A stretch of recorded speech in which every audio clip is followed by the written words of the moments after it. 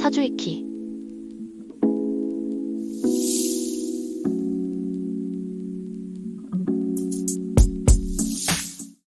안녕하세요. 사주익희의 송성엽입니다. 오늘은 2장 역전합 사주팔자, 3장 지지는 언제 어디에 있나요? 4장 천간은 언제 어디에 있나요? 3개 장 한꺼번에 진행해 보도록 하겠습니다. 아마 글자보다 그림이 더 많아서 금방 끝날 겁니다. 강의 시작 전에 하나 말씀드리고 싶은 게 있는데, 이 책에 나오는 그림들 대부분은 제가 책을 쓰면서 처음으로 그린 그림이에요. 제가 그동안 과외할 때는 이 그림들이 없어서 이 지구본을 보여주면서 과외를 했었어요. 또 원래는 이런 스탠드를 켜서 태양을 표현하곤 했었는데요. 조금 촬영을 해보니까 스탠드로는 힘들 것 같아서 제가 급하게 농구공을 구해왔습니다. 이 농구공을 태양 삼아서 수업을 한번 진행해 볼게요. 재밌겠죠?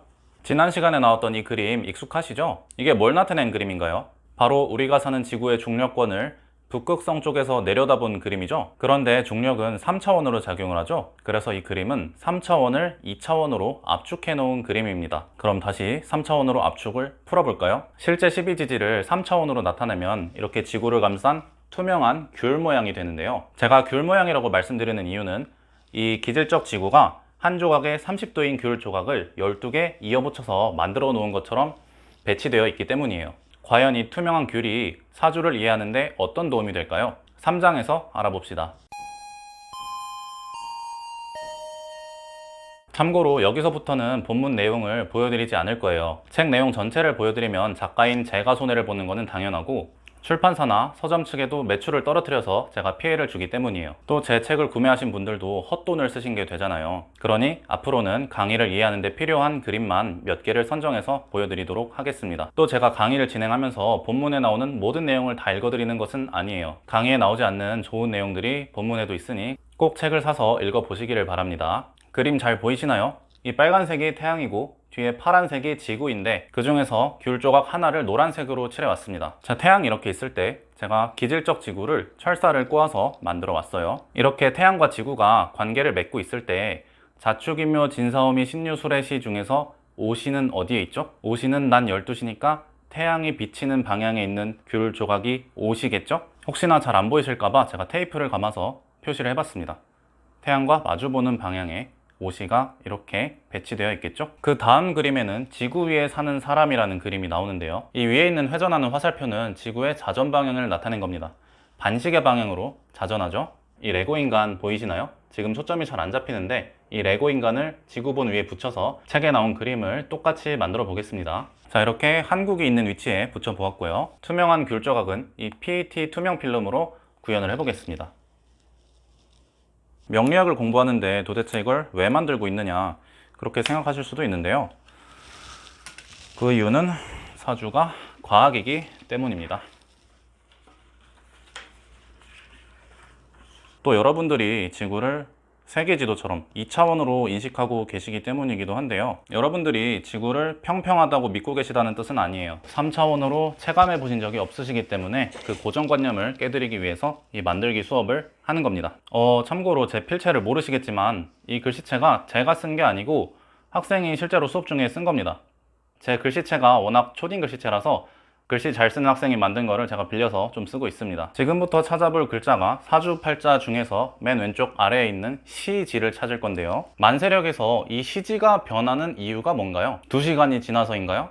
그 2시간 동안에 무슨 일이 일어났길래 시지가 변했을까요? 확인해 봅시다. 자, 지금 카메라가 있는 방향에 태양이 있다고 하겠습니다. 그래서 이쪽이 정오로 오시인 거죠. 그리고 지구는 반시계 방향으로 돕니다. 자, 지금 레고 인간이 제 쪽에 있어요. 오시의 반대쪽은 자시죠? 이 상태에서 지구를 반시계 방향으로 자전시켜 볼게요.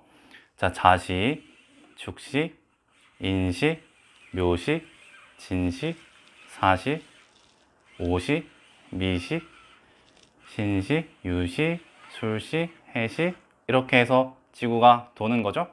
지금 레고가 여기서 걸려서 못 넘어갔네요. 자, 그러면은 만세력에서 시간이 흐르는 이유가 뭔가요?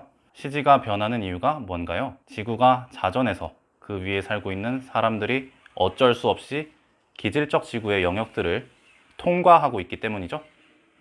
이거는 2시간이 지나는 거랑 아무 관계가 없습니다. 그러니까 여러분들이 이 투명한 귤 조각이라는 영역 안에서 다음 영역으로 넘어갈 때마다 시지가 변하는 겁니다. 대부분의 사람들은 지구가 이렇게 둥글다는 것도 체감을 하지 못하고 지구가 시속 1670km로 돌고 있다는 사실도 인식을 하지 못하고 계세요. 이 사실을 몸서리쳐지게 인식하기 전까지는 명리학은 물론이고 그 어떤 역학도 체득하실 수는 없습니다. 자, 다음 그림 볼게요. 그럼 사주팔자의 월지는 왜 변하는 건가요? 한 달이 지나서인가요? 아니죠. 아까랑 똑같은 이유로 이렇게 태양계 안에서 지구가 공전하고 있기 때문이죠. 지구가 공전해서 그 위에 살고 있는 우리들이 어쩔 수 없이 기질적 태양이라는 귤 조각들을 통과하고 있기 때문이죠. 여기가 자월이면 자월, 축월, 인월, 묘월, 진월, 4월, 5월, 미월, 신월, 유월, 수월, 해월, 다시 자월. 자, 우리 3장의 제목이 뭐였죠? 지진은 언제 어디에 있나요? 였죠? 그럼 지진은 어디에 있나요? 이 귤 조각들 하나하나에 위치하고 있는 거죠? 여기 있는 게 시지고 여기 있는 건 월지죠? 그렇다면 지진은 언제 있는 거예요? 우리가 이 영역에 들어갔을 때, 이 영역에 들어갔을 때 있는 거죠? 자, 이제 4장입니다. 천간은 언제 어디에 있을까요? 사주팔자는 왜 8글자일까요? 현대식으로 시간을 표현하면 A년, B월, C월, DC 값이 4개면 충분하죠. 그런데 사주팔자는 갑자년, 병인월, 갑자일, 갑자시 총 8개의 값이 필요하죠. 무엇인지는 몰라도 동양의 시간인 간지가 현대식 시간보다 2배 많은 정보를 담고 있는 겁니다. 지난 2장과 3장에서 지지가 뭘 나타낸 기호였죠? 바로 지구나 태양을 회전하는 30도라는 각도의 영역을 나타내는 기호였죠. 이번 장에서는 천간이 뭘 나타낸 기호인지 알아볼 건데요. 시점을 조금 바꿔보려고 합니다. 바로 우리가 살고 있는 지구 안으로요. 지금 사람이 남쪽을 바라보고 서 있는 겁니다. 이렇게 지구에서 올려다보면서 12지지를 표현하는 방법을 앙관법이라고 하는데요. 무협지를 읽어보신 분들은 앙자를 많이 들어보셨을 겁니다. 예문을 들면은 천마가 앙천광소하자 무린맹의 후기지수들의 고막이 터져버렸다. 그래서 막 피가 흐르는 그런 장면들이 나오죠. 왜 그렇게 됐나요? 천마의 내공이 너무 심오해서 웃음소리에 묻어나오는 내력만으로도 이류 무사 정도는 무력화할 수 있을 정도로 대단하다는 뜻이죠. 그런 연출이잖아요. 아, 이게 중요한 게 아니고 여기서 앙천광소할 때 앙천은 하늘을 올려다보다 라는 뜻입니다. 그리고 광소는 미친듯이 웃었다는 뜻이죠. 그리고 북반구에서 하늘을 올려다보면 12지지가 시계 방향으로 배치됩니다. 여러분들이 평소에 보시던 그림은 다 앙관법으로 그려져 있는 거예요. 제 책에서는 부찰법으로 그려져 있기 때문에 12지지가 반시계 방향으로 되어 있는 겁니다. 이 그림에 나오는 캐릭터도 이런 식으로 고개를 뒤로 제치면은 12지지가 어떻게 배치됩니까? 사, 오, 미, 신유, 술, 해자, 축, 임묘진, 사 이렇게 하면서 지금 시계 방향으로 제가 팔을 돌렸죠? 시계 방향으로 배치됩니다. 그런데 제 책 2장에 나왔던 12지지는 자축, 임묘, 진사오미, 신유술의 반시계 방향이죠? 이건 제가 부찰법으로 12지지를 표기했기 때문이에요. 이 그림은 태양에서 내려다본 지구의 귤인데요. 태양에서 지구를 내려다봤으니까 정면이 옷이죠. 그리고 북반구에서 내려다보면은 12지지가 사오미, 신유술, 해자축, 임묘진 제가 지금 손을 반시계 방향으로 돌리고 있죠. 위에서 내려다봤을 때 원래 명리학에서는 지구에서 올려다보는 앙관법을 쓰고요. 점성술에서는 북극성 방향에서 내려다보는 부찰법을 쓰는데요. 제가 책에 부찰법을 쓴 이유는 이런 앙관법을 쓰다 보면 지구 중심적으로 생각하게 돼서 천동설적인 사고에 갇히게 돼요. 실제로는 지구가 자전한 건데 태양이 뜬다, 진다라고 표현을 하잖아요. 반면에 이런 부찰법을 쓰게 되면 우주를 기준으로 생각하기 때문에 지동설적인 사고로 전환되면서 천체의 움직임을 명확하게 인식할 수 있게 됩니다. 다만 여기서 주의하실 점은 제가 천동설은 틀렸고 지동설이 맞다라고 주장하는 건 아니라는 점입니다. 빛의 속도는 고정불변하고 그 대신 시공간이 왜곡되어야 한다고 주장한 아인슈타인의 상대성 이론은 천동설도 틀렸고 지동설도 틀렸다. 혹은 천동설도 맞았고 지동설도 맞았다라는 뜻입니다. 기준점을 어디로 잡느냐에 따라 모두 정답이 될 수 있고 기준점은 임의로 설정해도 된다는 게 상대성 이론입니다. 그럼 지금부터 앙관법과 부찰법 양쪽의 시점을 모두 체험해 보면서 기질적 지구를 인식해 봅시다. 자, TV 쪽을 남쪽이라고 했을 때 제가 이렇게 뒤를 돌면 저와 여러분들은 모두 남쪽을 바라보고 선 거죠. 이 상태에서 양팔을 벌려 보세요. 그러면은 지구가 자전을 할 텐데 사실상 지구의 자전은 우리한테 느껴지지 않고 하늘이 회전하는 걸로 느껴지잖아요. 태양과 별들이 이렇게 계속 도는 것처럼요. 그리고 여기 태양에 붙은 빨간색 화살표와 귤 조각의 경계면에 붙은 까만색 화살표가 같은 방향으로 이동하고 있죠. 그렇다면 우리가 이렇게 남쪽을 보고 양팔을 벌렸을 때 지구의 귤 조각이 회전하면서 우리의 몸을 스쳐 지나가는데 왼쪽 손끝을 지나서 왼팔을 타고 내 몸의 중심선을 지나서 오른팔을 지나서 오른쪽 손끝으로 빠져나갑니다. 그래서 여러분들이 오시에서 미시로 이동하게 되는 거예요. 그래서 시지가 변하는 겁니다. 자, 부찰법. 이번에는 하늘이 고정이고 태양과 별과 이 투명한 귤까지 고정인 상태에서 그 안에서 지구가 반시계 방향으로 돌죠. 아까 우리가 남쪽을 바라보고 섰잖아요. 여기가 오시니까 남쪽이면 카메라 방향이죠. 카메라 방향에서 왼팔이 여기 있으니까 이 친구 왼팔이 여기 있으니까 왼팔부터 시작해서 지구가 반시계 방향으로 돌면서 미시의 영역으로 넘어가죠.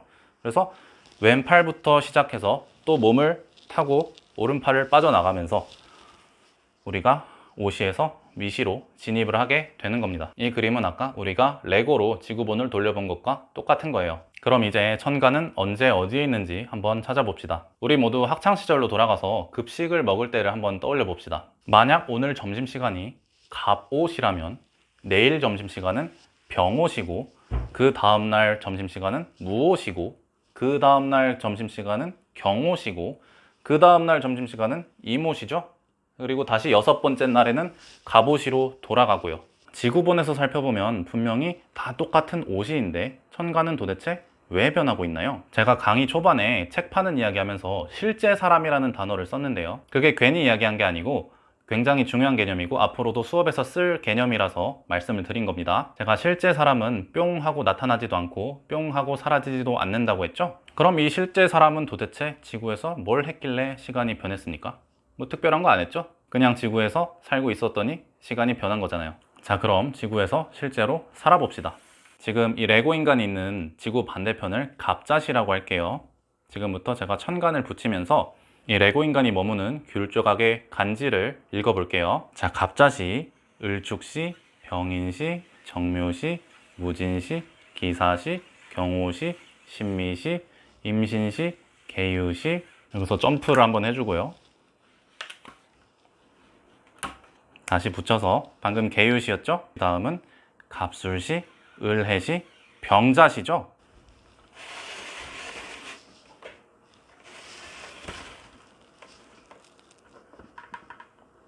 이 친구가 아까 처음에 출발한 곳은 갑자시였는데 지금은 병자시에 있습니다. 이 실제 만세력에서 갑병, 무, 경, 임이 계속 반복됐듯이 사람이 한 바퀴 돌 때마다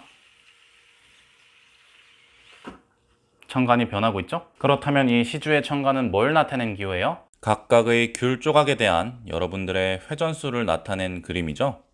시간이 이러면 월간도 똑같겠죠? 여기를 갑오월이라고 하면 한 바퀴 돌았을 때 병오월, 한 바퀴 돌았을 때 무오월, 한 바퀴 돌았을 때 경오월, 한 바퀴 돌았을 때 임오월, 다시 6번째 한 바퀴 더 반시계 방향으로 돌았을 때 다시 갑오월이 되는 거죠.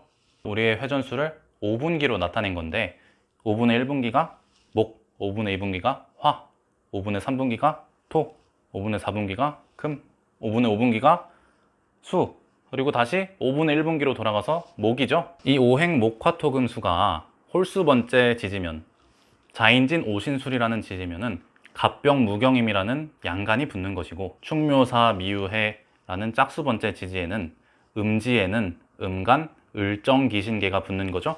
자, 그럼 지금까지 우리가 사주팔자 중에서 월간, 월지, 시간, 시지 총 4글자를 찾아봤어요. 나머지 4글자는 어디에 있죠? 우리가 지구를 한 바퀴 도는 동안 변하지 않는 2글자는 일주고 우리가 태양을 한 바퀴 도는 동안 변하지 않는 2글자는 년주죠. 이렇게 사주팔자가 언제 어디에 있는지 모두 찾아냈네요. 2, 3, 4장 끝. 자, 어떠셨나요? 과외비 비싸게 받을만 했죠? 제가 이 짧은 시간에 만세력이라는 종이에 적힌 글자를 3차원으로 확장시켜 드렸잖아요. 사주팔자를 단순히 글자라고 생각하시는 분과 현실에 존재하는 좌표라고 생각하시는 분의 이해도는 100배 이상 차이 납니다. 여러분들이 명리하기 어렵고 사주풀이가 잘 되지 않는 이유는 만세력의 구조를 몰라서 간지를 글자로만 이해하고 계시기 때문이에요. 이 만세력의 3차원 이상의 구조를 이해하셔야 올바르게 사주를 해석하실 수 있습니다. 현재 명리학계에 무수한 가짜 이론들이 난립을 하고 있는데요. 그 가짜 이론들을 모두 걸러내고 단 하나의 진짜 이론만 남기는 게 제 사명입니다.